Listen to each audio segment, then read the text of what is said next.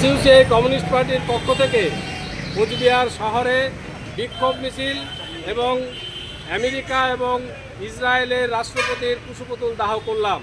আপনারা জানেন যে প্রায় 2 বছর ধরে আমেরিকা এবং ইসরায়েল প্যালেস্টাইনের উপর গণহত্যা করছে।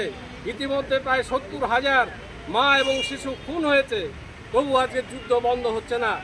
বিশ্বের বিভিন্ন বিশিষ্ট ব্যক্তিরা, সমাজকর্মীরা এবং পরিবেশবিদরা তারা যখন প্রাণ নিয়ে যাচ্ছে গাজা ভূখণ্ডে, তখন তাদের পরে পড়ছে ইসরায়েলি হত্যা এবং ইসরায়েলি আক্রমণ এবং মিলিটারি আক্রমণের ফলে সেখানকার অনেককেই আমরা দেখছি কয়েকদিন ধরে তাদেরকে বন্দি করে আক্রমণ করছে, প্রাণ বিতরণ অবধি বন্ধ করে দিয়েছে, যেটা বিশ্বের একেবারে নজিরবিহীন।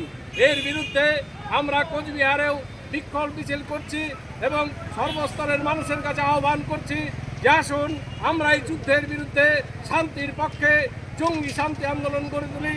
তারই জন্য আজকে হরিশপাল মোড়ে আমরা কুশপুতল দাহ করলাম এবং এর মধ্য দিয়ে আমরা প্রতিবাদ সংগঠিত করলাম। আমার নাম নেপাল মিত্র, আমি সিউসিআই কমিউনিস্ট রাজ্য কমিটির সদস্য। দাদা আরেকটু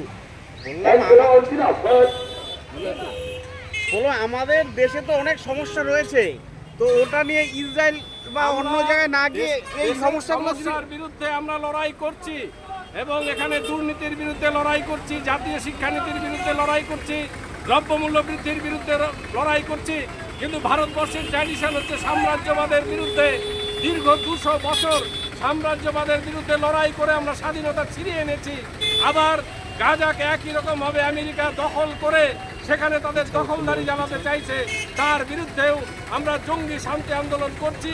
এটা মানুষ হিসাবে আমাদের কর্তব্য। আর আমরা একটা কমিউনিস্ট পার্টি, যে কোনো দেশের উপরে দখলদারি হলে কমিউনিস্ট পার্টি এটা সমর্থন করতে পারে না। তাই আমরা আন্তর্জাতিকতাবাদী হিসাবে এর প্রতিবাদ করছি।